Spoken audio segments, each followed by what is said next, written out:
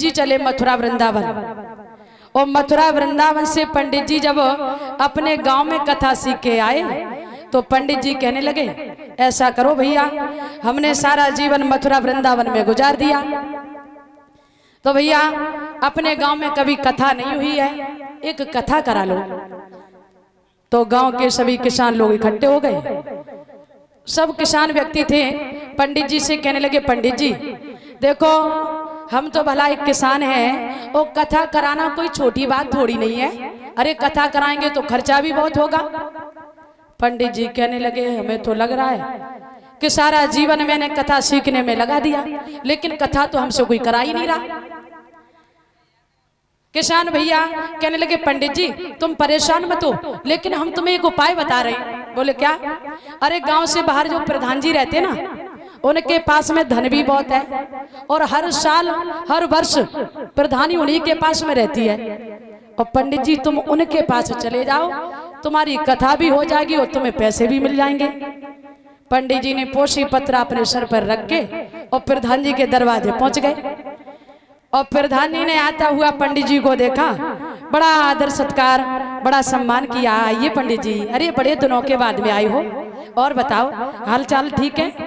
पंडित जी बोले, हाल चाल तो खैर सब ठीक है, लेकिन हमने सुना है कि तुम्हारे पास में प्रधानी बहुत समय से चल रही है। बोले हाँ हाँ पंडित जी, सब आपकी कृपा है।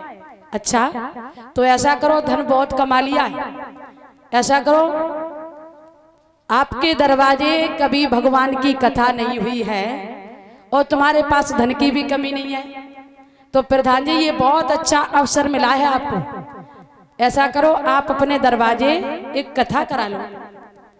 प्रधान जी कहने लगे, अच्छा पंडित जी ये बात तो सही है, लेकिन पंडित जी ये बताओ, हम कथा तो करा लेंगे, पंडित जी ये बताओ कि इस कथा में खर्चा कितना पड़ेगा? पंडित जी बहुत होशियार थे। पंडित जी समझ गए कि यदि हमने ज्यादा खर्चा बता दिया तो हो सकता है कि ये हमारी कथा ना कराएं। पंडित जी कहने लगे, सुनो प्रधान जी, परेशान होने वाली कोई बात नहीं है। अरे सारी सामग्री हम अपने साथ में लेके आए हैं, केवल एक नारियल की जरूरत है, तो आप बाजार में चले जाओ और एक नारियल ले आओ। पंडित जी समझ गए कि ये बहुत बड़े कंजूस हैं, ऐसे राजी नहीं होंगे। अब प्रधान जी बाजार में पहुंचे और दुकानदार से बोले, भैया ऐसा करो, हम भगवान की कथा कराने जा रहे हैं, तो हमें एक नारियल की जरूरत है, आप हमें एक नारियल दे दो। दुकानदार ने नारियल निकाला और प्रधान जी को दे दिया।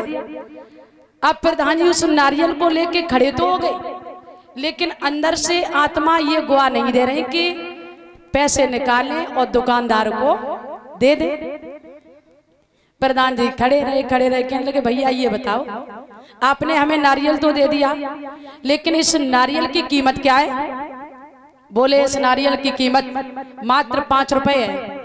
अच्छा तो भैया ये बताओ, ये 5 वाला नारियल क्या 4 रुपए में नहीं मिल सकता?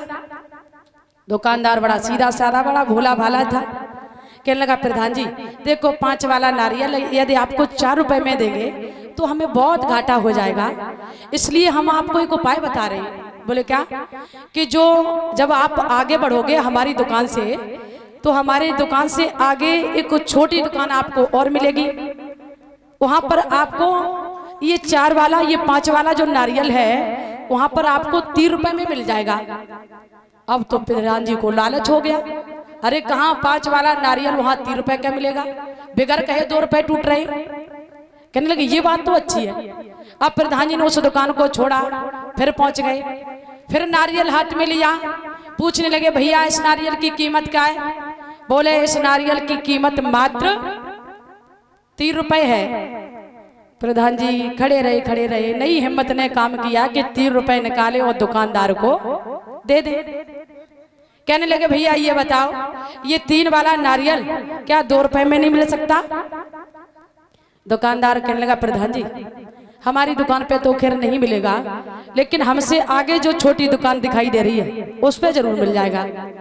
अब प्रधान जी कितने बड़े कंजूस रहे हैं, 2 रुपए की वजह से उस दुकान को छोड़ा और तीसरी दुकान पर फिर पहुंच गए और कहने लगे, भैया ऐसा करो, हम भगवान की कथा कराने जा रहे हैं और हमें एक नारियल की जरूरत है, तो आप ऐसा करो, हमें एक नारियल दे दो। दुकानदार ने नारियल निकाला, प्रधान जी को दिया। अब प्रधान जी ने उस नारियल को तो ले लिया, लेकिन पूछने लगे भैया ये बताओ इस नारियल की कीमत क्या है? बोले इस नारियल की कीमत मात्र 1 रुपए है। अब तो प्रधान जी और लालच में पड़ गए, हे भगवान कहाँ 5 वाला नारियल और यहाँ 1 रुपए में मिल रहा है। प्रधान जी खड़े रहे कहने लगे भैया दुकानदार वाले ये बताओ ये 1 वाला नारियल और क्या फ्री में नहीं मिल सकता? अब दुकानदार को क्रोध आ गया। दुकानदार कहने लगा क्यों रे? दुकानदार को तो नहीं मालूम था ये कहाँ के प्रधान है। दुकानदार कहने लगा क्यों रे ये बता क्या तेरी बुद्धि खराब हो गई है? यदि हम नारियल फ्री में बेचेंगे तो हम दुकान क्यों करेंगे? हमें क्या फायदा होगी? समझ गए कि ये बहुत बड़े कंजूस हैं और ऐसे ये भगवान की कथा कभी नहीं करा पाएंगे। दुकानदार बहुत होशियार था, कहने लगा सुनो हम तुम्हें एक उपाय बता रहे हैं। बोले क्या? कि जब तुम अपने गांव के लिए जाओगे तो तुम्हें खेत मिलेंगे और उन्हीं खेत पर एक नारियल का वृक्ष मिलेगा। आप उस वृक्ष पर चढ़ जाना, एक नारियल तोड़ लेना, आपके पैसे भी बच जाएंगे, तुम्हें नारियल भी मिल जाएगा, तुम्हारी कथा भी हो जाएगी, तीनों काम हो जाएंगे। प्रधान जी ने कहा ये बात तो सही है। अब प्रधान जी अपने गांव के लिए बड़े हैं तो क्या देखा कि एक नारियल का वृक्ष है। इतने बड़े कंजूस, इतने बड़े लोभी, 1 रुपए की वजह से प्रधान जी उस नारियल के वृक्ष पर चढ़ गए और नारियल तोड़ने के लिए झटका मारा तो महाराज जो दोनों पैर अपने फंसाए थे प्रधान जी उस पेड़ में, नारियल तो नहीं टूटा लेकिन प्रधान जी के दोनों पैर खुल गए। अब प्रधान जी उस नारियल पर लटक रहे हैं, किसकी वजह से? लोभ और कंजूसी की वजह से है। प्रधान जी चिल्लाने लगे भैया कोई तो बचाओ, कोई तो हमारी सहायता करो, कोई हमारी मदद करो। और तब तक क्या देखा परीक्षित महाराज कि उधर से एक ऊंट वाले भैया ऊंट पर भूसा लादे बड़े मस्त होके आ रहे हैं। प्रधान जी की नजर पड़ी, प्रधान जी आवाज देने लगे भैया ऐसा करो थोड़ी हमारी मदद कर दो, आप मुझे इस वृक्ष से नीचे उतार लो। ऊंट वाला सोचने लगा पता नहीं ये कौन मूर्ख है, अरे इसे कहीं बैठने के लिए जगह नहीं मिली थी जो ये वृक्ष पर लटक रहा है। ऊंट वाला पास में पहुंचा, प्रधान जी कहने लगे भैया थोड़ी हमारी सहायता कर दो, अरे भैया थोड़ी हमारी मदद कर दो। ऊंट वाला कहने लगा क्या तेरी बुद्धि तो नहीं खराब हो गई? अरे कहाँ हमारे 400 रुपए का भाड़ा, क्या तेरे पीछे में अपने 400 रुपए का भाड़ा मार दूं? प्रधान जी समझ गए कि अब ऐसे प्राणों की रक्षा नहीं होगी। प्रधान जी बहुत होशियार थे, प्रधान जी कहने लगे भैया ऊंट वाले तेरे 400 रुपए का भाड़ा, तू 400 रुपए छोड़, मैं तुझे 800 रुपए दूंगा, लेकिन मुझे इस नारियल से नीचे डाल ले। समझ लो परीक्षित महाराज, जो प्रधान जी 1 रुपए का नारियल नहीं ले सके और आज जब अध पर लटके तो क्या कह रहे हैं भैया तू 400 रुपए छोड़, मैं तुझे 800 रुपए दूंगा, लेकिन हमारी थोड़ी सहायता कर दे। ऊंट वाला सोचने लगा ये बहुत अच्छी शिकार फंसी है? कहाँ 400 रुपए का भाड़ा और सारे दिन भागते रहेंगे और यहाँ 400 रुपए फोपट के मिल रहे। ऊंट वाले भैया ने क्या किया कि ऊंट पे तो भूसा उतारा, जमीन पर रख दिया और ऊंट को ले जाकर के उसी वृक्ष के नीचे खड़ा कर लिया और ऊंट वाला भैया स्वयं अपने ऊंट के ऊपर खड़ा हो गया और प्रधान जी के पैर पकड़ लिए और ऊंट वाला बोला भैया प्रधान जी हाँ भैया संभल के उतरना।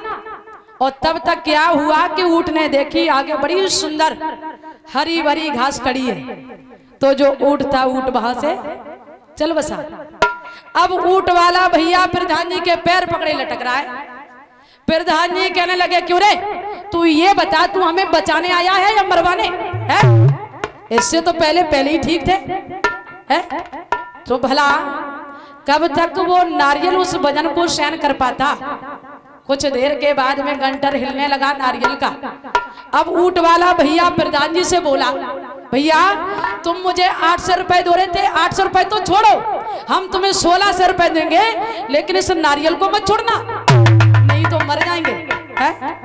आज लोभी लोभी जब आपस में भिड़े गए तो महाराज कहने का मतलब वो तो इस संसार में लटके, अरे उनकी रक्षा व्यवस्था तो कोई कर भी सकता है, सुरक्षा कोई कर भी सकता है और मरने के बाद में हम और आप कहीं धर्मराज के दरबार में लटक गए तो महाराज वहां तो रिश्वत भी काम नहीं आती। तो कभी भी भगवान के भजन में लोभ और कंजूसी बिल्कुल मत करो, क्योंकि जो आज आपको ये अवसर मिला है ये कोई छोटी बात नहीं होती है। कई जन्मों के पुण्य उदय होते हैं तब कहीं आकर के इस पांडाल में बैठने का हमें अवसर प्रदान होता है। तो आइए बोलते हैं,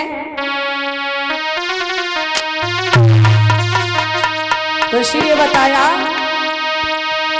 अरे करुआ दिन की यादी पर जा दिना यम तो घेरेंगे,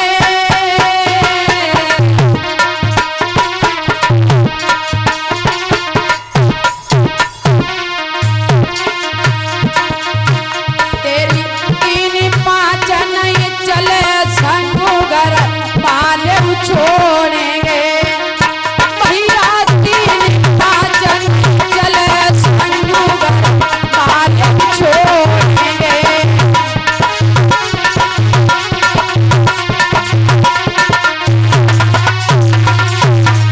बताया परीक्षित महाराज, अगर भगवान ने इंसान को जरा सी दौलत दे दी तो अहंकार हो जाता है, जरा सी सुंदरता दे दी तो लोग अपनी सुंदरता का अहंकार करने लगते हैं, अपने बखा देख देख के चलते हैं कि अब हमारे जितना सुंदर कोई दुनिया में है ही नहीं। ऐसे इटते हैं जैसे जूना इटता है। लेकिन ध्यान रखना, अरे करे मत ऐसी नादानी, अरे करे मत ऐसी नादानी, भाई हाकिम के दरबार होएगी जब जाता नहीं, भैया हाकिम के दरबार होएगी जब जाता नहीं।